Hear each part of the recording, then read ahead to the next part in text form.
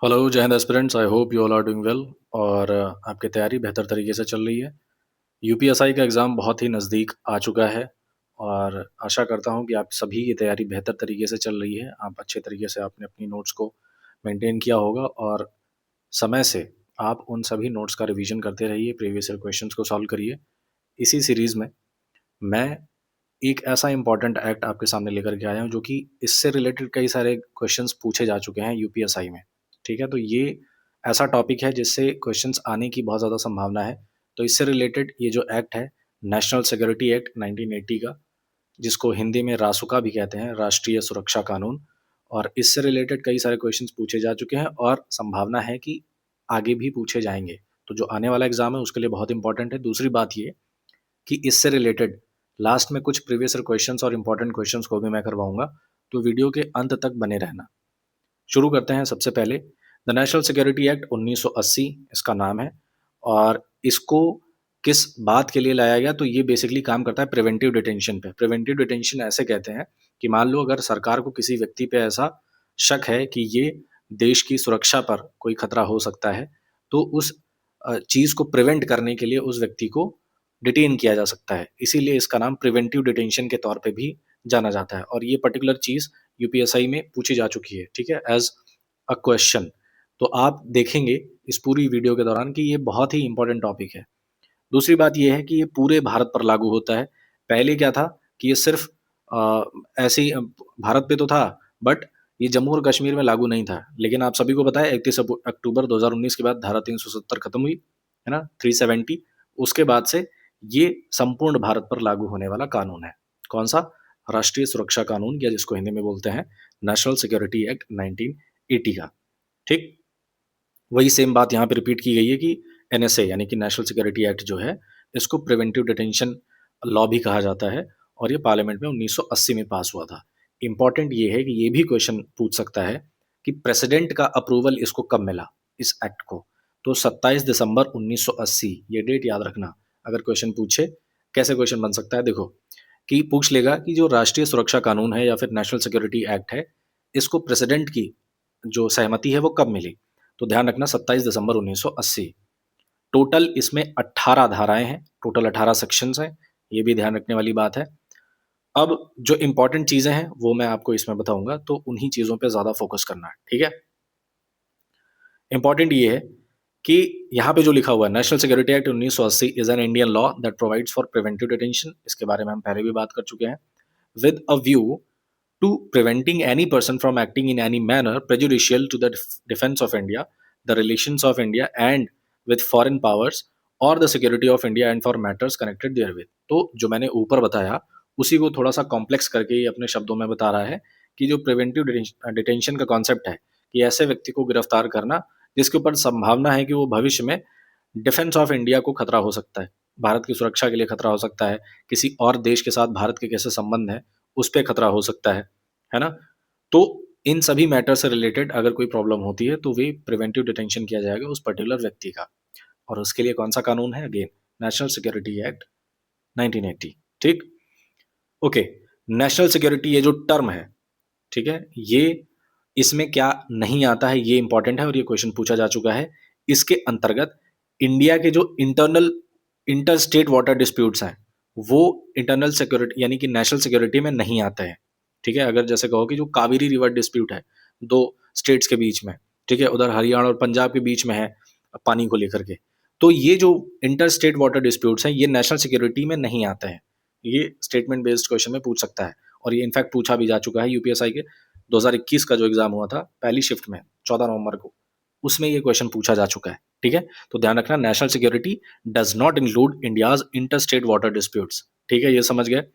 अभी तक सिर्फ 2 अमेंडमेंट हुआ है और दूसरा इसका इंपॉर्टेंट अमेंडमेंट जो हुआ था वो 1984 में हुआ था। किसका? इसी एक्ट का, एनएसए एक्ट का, 1980 वाला। ठीक है, ओके। अब इंपॉर्टेंट, इसका सबसे इंपॉर्टेंट है सेक्शन 3। इसकी धारा 3 क्या कहती है कि जो सेंट्रल गवर्नमेंट है या फिर स्टेट गवर्नमेंट है वो डिटेंशन ऑर्डर यानी कि गिरफ्तारी के आदेश इशू कर सकती है। किस धारा के तहत? धारा 3 के तहत। ये ध्यान रखना, ठीक। और ध्यान रखना, देखो ये क्वेश्चन कितनी बार पूछा जा चुका है, ठीक है, तो ध्यान रखना फिर अब ये इंपॉर्टेंट है कि where a person is detained in pursuance of a detention order under section 3 of the national security Act on 2 और more grounds, such order of detention shall be deemed to have been made separately on each such ground. इस sentence का basically यह मतलब है, कह रहा है कि एक व्यक्ति है, दो कारणों के लिए उसके लिए ऑर्डर इशू हुआ है, ठीक है, तो दोनों जो अलग अलग रीजन है उनके लिए अलग अलग कारण बना करके उसको डिटेन किया जाएगा, ठीक है। ये बेसिक से सिंपल सा मतलब है, इसको ध्यान से पढ़ लेना। अच्छा, जो धारा 3 की क्लॉज एक सब क्लॉज बी है, वो क्या कहता है? वो कहता है कि कोई भी अगर फॉरेनर है, यहाँ पे लिखा हुआ है सेंट्रल और स्टेट गवर्नमेंट में direct that any foreigner be detained with a view to regulating his continued presence in India. कोई भी अगर फॉरेनर है और अगर उसके ऊपर शक आता है कि वो इंटरनल सिक्योरिटी भंग कर सकता है, भारत की सुरक्षा पे अगर कोई सवाल खड़ा हो सकता है उसकी वजह से, तो उसको एक प्रिवेंटिव डिटेंशन के तौर पे उसको अंडर सम रेगुलेशंस उसको कंट्रोल किया जा सकता है, ठीक है। 3(1)(b ध्यान रखना, ये बहुत ही इंपॉर्टेंट है। No detention order should remain in force for more than 12 days under the national security act if the state government does not approve it. अगर स्टेट गवर्नमेंट अप्रूव नहीं करती है डिटेंशन ऑर्डर को, तो जो डिटेंशन ऑर्डर है ना, वो खत्म हो जाएगा। कब तक? अगर कोई स्टेट गवर्नमेंट 12 दिनों तक उस डिटेंशन ऑर्डर को अप्रूव नहीं करती है, तो भैया वो जो डिटेंशन ऑर्डर है वो फोर्स में नहीं रहेगा। ध्यान रखना, ये बात कही गई है धारा 3 के क्लॉज 4 में, ठीक। फिर as per section 4 of detention order, a detention order may be executed at any place in India in the same manner as is provided for the execution of warrants of arrest under the Code of Criminal Procedure। ये ध्यान रखने वाली बात, हालांकि code of criminal procedure अब तो खत्म हो चुका है, उसकी जगह पे बीएनएसएस 2023 आ गया है, ये इतना इंपॉर्टेंट नहीं है, इसको स्किप भी कर सकते हो, ठीक है। It is not that much important. ये बहुत इंपॉर्टेंट है और ये पूछा हुआ क्वेश्चन है। धारा 5 का clause B, national security act का धारा 5 का क्लॉज बी क्या कहता है कि no order shall be made by a state government under section 5B of the national security act for the removal of a person from one state to another except with the consent of the government of that other state. मतलब अगर आप मान लो कि कोई एक व्यक्ति है और उसके खिलाफ कोई डिटेंशन ऑर्डर पास किया गया है और वो रह रहा है तमिलनाडु में। डिटेंशन ऑर्डर पास हुआ कहाँ से? कहीं से भी, मान लो ऑल ओवर इंडिया कहीं से भी पास हो, मान लो दिल्ली से पास होता है, ठीक है, तो उसको तमिलनाडु में जा करके उसको डिटेन करने के लिए तभी आप डिटेन कर सकते हैं जब आप उस स्टेट यानी कि तमिलनाडु गवर्नमेंट अलाउ करेगी, वो अप्रूव करेगी, तभी आप उसको डिटेन कर सकते हैं, ठीक है। ये चीज़ समझ में आ गई आपको? ओके, ये एक बात कही गई है सेक्शन 5 के क्लॉज बी में, और ये कई बार पूछा हुआ क्वेश्चन है, ध्यान रखना, ठीक। सेक्शन 6A इसका क्या कहता है? तो कहता है that a detention order shall not be invalid or inoperative merely on the ground that the person to be detained thereunder is outside the territorial jurisdiction of the government or the officer making the order. देखो, ये कह रहा है कि मान लो कोई officer है जिसने डिटेंशन ऑर्डर किया, ठीक है, ऑर्डर दिया, तो ऐसा नहीं है कि उसकी कार्य क्षमता के, उसके जो जुरिसडिक्शन है उसके बाहर वो चीज़ है, इस वजह के इसका बेस बना करके आप डिटेंशन ऑर्डर को मतलब उसको इनवैलिड नहीं कह सकते, है ना। ये बेसिकली इसका कहने का मतलब है कि अगर मान लो कोई ऑफिसर है जिसने डिटेंशन ऑर्डर पास किया, तो आप ये नहीं कह सकते कि ये तो इसके कार्यक्षेत्र के बाहर है, उसका तो अधिकार ही नहीं है ये ऑर्डर पास करने का। Obviously the government has authorised him to pass that order ना, तो आप ये इस बेस पे ऑर्डर इनवैलिड नहीं हो सकता है, ठीक है। This is what section 6 clause A says. अच्छा, ये क्वेश्चन इंपॉर्टेंट है और बहुत इंपॉर्टेंट क्वेश्चन है, इसको भी ध्यान रखना। मान लो अगर कोई ऐसा व्यक्ति है, एक फ्यूजिटिव, ठीक है, भगोड़ा, जिसके ऊपर डिटेंशन ऑर्डर पास किया गया है और वो भागा भागा फिरता है, ठीक है, वो ऑर्डर का ऑर्डर नहीं मानता है, उसको बोला गया कि आप यहाँ पे अवेलेबल रहो और वो नहीं मानता है, तो उसके लिए 1 साल तक की सजा है, ठीक है, जेल। ये बात किस में कही गई है? सेक्शन 7 में, धारा 7 में कही गई है। धारा 8 क्या कहता है? वो कहता है the disclosure of the grounds for detaining affected person. कह रहा है कि जो धारा 8 है इस नेशनल सिक्योरिटी एक्ट रासुका की, वो कह रहा है कि धारा 8 में ये बताया गया कि आपने उस व्यक्ति को किस कारण से, किन ग्राउंड्स पे आपने उसको डिटेन किया है, ये आपको डिस्क्लोज करना पड़ेगा, ठीक। सेक्शन 8 में क्या कहा गया है कि अंडर नॉर्मल सर्कमस्टांसेस, ठीक है, a detained person should be informed within 5 days on what grounds the order has been made. मतलब कि धारा 8 कहती है कि जिस व्यक्ति को डिटेन किया गया है, जिसको गिरफ्तार किया गया है, गिरफ्तारी के 5 दिन के अंदर उसको बताना है आपको कि आपने उसको क्यों गिरफ्तार किया। ये रूल है, ठीक है, ये नियम है। सेक्शन 8 कहता है, ठीक, within 5 days on what grounds the order has been made. ध्यान रखना इस चीज का। फिर है सेक्शन 9 क्या कहता है कि for the purposes of this act the central government and each state government shall constitute one or more consultative councils whenever necessary. और ये दूसरा वाला जो पॉइंट है वो भी यही कह रहा है। धारा 9 के अंतर्गत कहा गया है कि एक एडवाइजरी बोर्ड बनेगा, ठीक है, जो कि इस पूरे मैटर को देखेगा, ठीक है, डिटेंशन वगैरह के मैटर को इसको देखेगा। वो एक बोर्ड बनेगा और उसमें 3 मेंबर्स होंगे। ये ध्यान रखना, सेक्शन 9 में कहा गया है एडवाइजरी बोर्ड के बारे में। धारा 9 में एडवाइजरी बोर्ड है, 3 मेंबर्स होते हैं इसमें, ठीक है, okay. The relevant government shall, within a period of 3 weeks from the date of detention, place before the duly constituted advisory board the grounds on which the order of detention has been made under the National Security Act। धारा 10 में कही गई है कि भैया जिस person को detain किया गया उसको क्यों डिटेन किया गया, ठीक है, और क्या कारण है, उसको एडवाइजरी बोर्ड के सामने रखना है। कब रखना है? जिस दिन उसको गिरफ्तार किया गया, ठीक है, उसके 3 हफ्ते के अंदर, ठीक है, 3 हफ्ते के अंदर अंदर आपको एडवाइजरी बोर्ड के सामने उसको उपस्थित कराना है और किस ग्राउंड पे आपने उसको डिटेन किया है ये सारी चीजें आपको बतानी है। ये बात कही गई है धारा 10 में। और 11 में कहा गया है कि आप उसको डिटेन करने के लिए आपने किन प्रोसीजर्स को फॉलो किया, किस तरीके से आपने नियम और कानून को पालन करते हुए आपने उसको डिटेन किया। जो भी प्रोसेस है वो आपको बताना पड़ेगा एडवाइजरी बोर्ड को। और ये बात कही गई है सेक्शन 11 में। सेक्शन 11 और कहता है, क्या कहता है कि appropriate government must submit its report to the advisory board within 7 weeks from the date of person's detention. तो आपको ये चीज ध्यान रखना है कि सेक्शन 10 में कहा गया है कि एडवाइजरी बोर्ड के सामने आपको उसको प्रस्तुत करना है और 3 हफ्ते के अंदर अंदर आपको बताना है कि क्या ग्राउंड्स थे डिटेन करने के। और जिस दिन आपने उसको गिरफ्तार कर लिया, ठीक है, उसके बाद आपको एक रिपोर्ट सौंपनी है, ठीक है, किसको? एडवाइजरी बोर्ड को। वही एडवाइजरी बोर्ड जो कि धारा 9 में बताया गया है कि एक एडवाइजरी बोर्ड होगा और उसको आप सौंपोगे 7 हफ्तों के अंदर अंदर उस रिपोर्ट को, ठीक है, पूरी रिपोर्ट आप सौंपोगे कि आपने किन ग्राउंड्स पे उसको डिटेन किया, क्या कारण थे, किन प्रोसीजर्स का इस्तेमाल किया। सो ये सेक्शन 11 में कहा गया, धारा 11 में कहा गया है। अच्छा, ये भी इंपॉर्टेंट है। मान लो 3 मेंबर्स हैं, ठीक है, और 3 मेंबर्स में से 2 के अलग ओपिनियन होते हैं और एक कोई व्यक्ति है जिसका अलग ओपिनियन होता है। तो माना किसका जाएगा पता है? ऑब्वियसली मेजॉरिटी का माना जाएगा, ठीक है। अगर मान लो 3 में से 2 कह रहे हैं कि नहीं ये सही है, मतलब कि अगर वो 3 में से 2 व्यक्ति ऐसा कह रहे हैं कि नहीं भाई इसको सजा होनी चाहिए और एक व्यक्ति कह रहा है नहीं सजा नहीं होनी चाहिए, तो किसकी बात मानी जाएगी? उन 2 व्यक्तियों की बात मानी जाएगी। क्यों? क्योंकि वो मेजॉरिटी में है, तो उनकी बात मानी जाएगी कि इसको सजा होनी चाहिए। तो इट इज वेरी सिंपल। क्या कहा गया है धारा 11 में?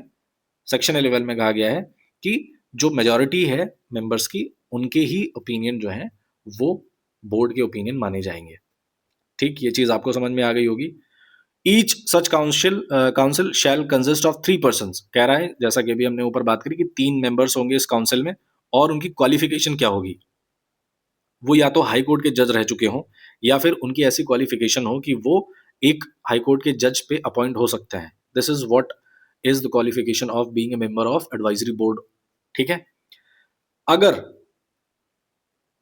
एडवाइजरी बोर्ड को लगता है और वो कहता है कि भैया there is no sufficient cause for the detention of a person under the national security act, the appropriate government will revoke the detention order and have the person concerned release immediately. तो धारा 12 ये कहता है कि अगर advisory board ने कहा कि भैया हम आपने मजबूत आपने कारण नहीं बताया डिटेंशन के, तो हम इस बात को नहीं मानते कि अगला व्यक्ति गलत है, आप उसको इमीडिएटली छोड़ो, उसको रिहा करो। ये धारा 12 में कही गई है कि एडवाइजरी बोर्ड ने कहा कि भैया आपके पास पर्याप्त कॉज नहीं है, पर्याप्त कारण नहीं है एक व्यक्ति को रासुका के अंतर्गत अरेस्ट करने का, तो फिर जिसने भी उसको अरेस्ट किया, जिस गवर्नमेंट ने भी, उसको छोड़ना पड़ेगा, ठीक है, उस व्यक्ति को। ये धारा 12 में कहा गया है।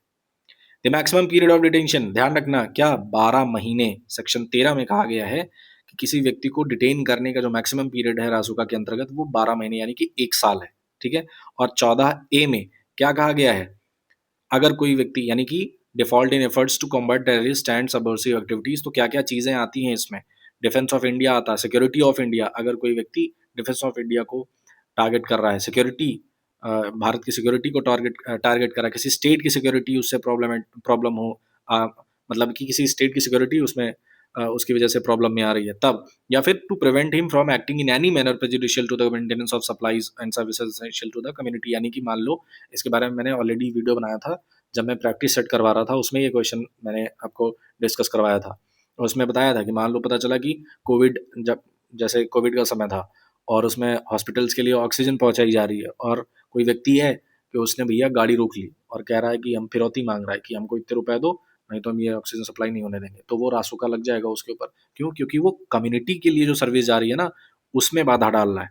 ठीक है, जो सप्लाई और सर्विसेज दी जा रही है उसमें बाधा डाल रहा है, that's why he will be guilty for that. Okay, और एडवाइजरी बोर्ड को भी कंसल्ट करने की जरूरत नहीं है अगर ये पर्टिकुलर चीजें हो गई तो। ठीक है, एडवाइजरी बोर्ड के बिना कंसल्टेशन लिखा हुआ है ना, such person may without consulting the advisory council be detained a period of exceeding 3 months but not exceeding 6 months। तो उसको बिना एडवाइजरी बोर्ड को बताए 3 महीने तक उसको डिटेन किया जा सकता है अगर वो ऐसा काम करता है तो, लेकिन मैक्सिमम 6 महीने तक, है ना। ऐसा नहीं कि डिटेन कर लिया तो 12 महीने तक रखे हुए हो। ठीक है, मैक्सिमम 6 इन केसेस के बेस पे अगर उसका डिटेंशन होता है तो। ठीक, the provision for temporary release of a person detained under the national security act is provided in section 15। तो धारा 15 में कहा गया है कि अगर किसी व्यक्ति जो भी गिरफ्तार हुआ है उसको टेम्परेरी रिलीज अगर करने की बात आती है तो ये बात कही गई है धारा 15 में। This is the question that has been asked in previous, है ना, जो भी सवाल पूछे गए हैं। तो ध्यान रखना 15 में क्या कहा गया है टेम्परेरीली रिलीज के बारे में। 16 सेक्शंस में क्या, जो ये धारा 16 है उसमें क्या कहा गया है, the state is protected for actions taken in good faith under section 16 of the national security act. यानी कि अगर कोई स्टेट है और वो भारत की सुरक्षा को मेंटेन करने के लिए कोई एक्शन लेता है रासुका के अंतर्गत, तो ये नहीं कि आप ये नहीं कह सकते अरे नहीं उसने गलत किया, सरकार ने गलत किया, नहीं, स्टेट इज प्रोटेक्टेड, उसके ऊपर स्टेट के ऊपर कोई कार्रवाई नहीं होगी। ठीक है, और ये बात कही गई है धारा 16 में। The question of judicial review of the president's satisfaction in enforcing national security ordinance 1980 was raised in, ये ध्यान रखना, ए के Roy versus union of India 1981 का है, सुप्रीम कोर्ट का ये केस है, और ये किससे संबंधित है, ध्यान रखना, नेशनल सिक्योरिटी एक्ट से संबंधित है। इतना आपको जानने की जरूरत है, बाकी कोई बहुत इंपॉर्टेंट नहीं है। ठीक, ए के Roy versus union of India, ये केस याद रखना। Cabinet committee on security has recently issued national security directives for the telecom sector. तो अभी अगर ये क्वेश्चन ऐसे पूछ सकता है, देखो कि ऑब्वियसली 2021 में पूछा गया था, तो ऐसे पूछ सकता है कि टेलीकॉम सेक्टर के लिए जो नेशनल सिक्योरिटी डायरेक्टिव्स रिलीज किए गए वो किसके द्वारा रिलीज किए गए, तो उसमें 4 डिपार्टमेंट के अलग अलग नाम होंगे जिनमें से एक होगा कैबिनेट कमेटी ऑन सिक्योरिटी। ठीक है, तो आप ये टिक करके आओगे, ऐसे क्वेश्चन बनता है। फिर इसमें कह रहा है कि the 43rd report of the law commission of India deals with the offences against national security. तो अगर पूछे कि भैया जो लॉ कमीशन है कौन सा, 43वां 43rd रिपोर्ट जो है लॉ कमीशन की, वो किसके बारे में बात करता है, तो that actually talks about the offences related to national security, है ना, ऐसे ऑफेंसेस जो कि भारत की सुरक्षा के विरुद्ध ऐसे अपराध हैं, उनके लिए लॉ कमीशन ऑफ इंडिया ने 43rd रिपोर्ट जारी करी थी उनसे रिलेटेड। ठीक है, तो ये ओवरऑल था नेशनल सिक्योरिटी एक्ट, जिसको रासुका कहते हैं, 1980 का। अब इससे रिलेटेड कुछ क्वेश्चंस देख लेते हैं, जैसे when did the president give his assent to the national security act 1980, आपको पता है 31 दिसंबर 1981, 30 दिसंबर 1981, 28 दिसंबर 1980 या फिर 27 दिसंबर 1980, तो आप सभी को पता है, option D is the right answer, 27 दिसंबर 1980। दूसरा क्वेश्चन ये पूछ रहा है कि national security act relates to, किससे संबंधित है, anti social element, preventive detention, public safety या फिर टेररिज्म कंट्रोल। आपको पता है ये प्रीवियस क्वेश्चन है, पूछा भी जा चुका है, मैंने इसको कई बार अभी रिपीट भी किया था, तो it is related to preventive detention. ठीक,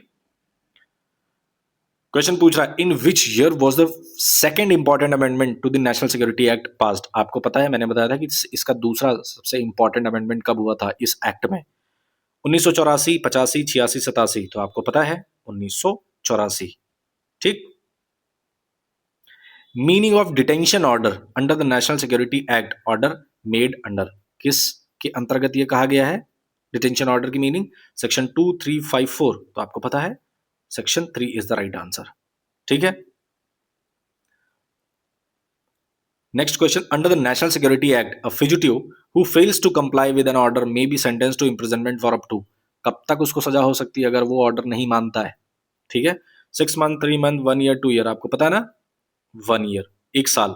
अगर कोई फिजिटिव है, ठीक है, और वो ऑर्डर की अवहेलना करता है, आदेश की अवहेलना करता है, नहीं मानता है, तो उसको 1 साल तक की सजा होगी जेल, ठीक। नेक्स्ट क्वेश्चन कह रहा है, under which section of the national security act 1980 does the central और state government constitute advisory board. आपको पता है ना, एडवाइजरी बोर्ड कंस्टिट्यूट किया जाता है जिसमें 3 मेंबर्स होते हैं, है ना। तो किस धारा के अंतर्गत एडवाइजरी बोर्ड का कंस्टिट्यूशन होता है? सेक्शन 9, 5, 14, 13। तो सही उत्तर है ऑप्शन ए, सेक्शन 9 के अंतर्गत होता है ये, ठीक है। What is the maximum period of detention under the national security act 1980? आप सबको पता है ना कि मैक्सिमम पीरियड क्या है डिटेंशन का, 12 मंथ, 6 मंथ, 3 मंथ या फिर 30 डेज। तो याद आ गया होगा आपको, एकदम फटाक से आंसर लगा दोगे। 12 मंथ्स मैक्सिमम, उसको 12 महीने के लिए डिटेन किया जा सकता है। ये बात किसमें कही गई है? धारा 13 में, section 13। The state is protected under section of the national security act. तो अभी मैंने बताया था ना कि जो स्टेट है इन गुड फेथ अगर कोई एक्शन लेता है तो वो प्रोटेक्टेड है, उसके ऊपर कोई भी कार्रवाई नहीं होगी, कोई केस नहीं चलेगा। तो ये किस धारा में कही गई है बात? 13, 15, 14, 16। तो आप सभी को पता है धारा 16, ठीक है। तो ये था रासुका या फिर राष्ट्रीय सुरक्षा कानून या फिर National security act 1980। I hope each and everything is clear related to this act. आशा करता हूं इस अधिनियम से संबंधित आपके सारे डाउट्स सारे क्लियर हो गए होंगे और आपने अच्छी तरीके से इनके नोट्स बना ली होगी। जहां भी जरूरत होगी आप पॉज करके या फिर स्क्रीनशॉट लेकर के रख लेना, प्रॉपर उसकी नोट्स बना लेना। और परेशान नहीं होना है कि इसमें इंग्लिश में लिखा है, और मैं भले लिखा है इंग्लिश में ही है, मैंने बताया हिंदी में ना। तो आप चाहे इंग्लिश भाषी हो या फिर हिंदी में आप कंफर्टेबल हो, जिस भी मीडियम से आप पढ़ते हो, आप दोनों के लिए ये बेहतर तरीके से आपको आशा करता हूँ कि समझ में आ गया होगा, ठीक है। मिलता है नेक्स्ट वीडियो में, टिल देन टेक केयर। अच्छा हाँ, एक चीज़ और इंपॉर्टेंट ये है कि अगर चैनल को सब्सक्राइब नहीं किया है तो कर लेना, पहली बात। दूसरी ये कि अगर वीडियो सच में पसंद आया है और अगर आपकी तैयारी में कुछ भी ज़रा सी भी अगर वैल्यू ऐड हुई है तो इस वीडियो को लाइक कर लेना, चैनल को ऑब्वियसली सब्सक्राइब कर लेना। जो भी सुझाव हो या सलाह हो, कोई क्वेश्चन हो, कमेंट बॉक्स में ज़रूर कमेंट करना, अपने दोस्तों के साथ शेयर करें। मिलते हैं नेक्स्ट वीडियो में, तब तक आप अपना ध्यान रखें, खुश रहें। जय हिंद।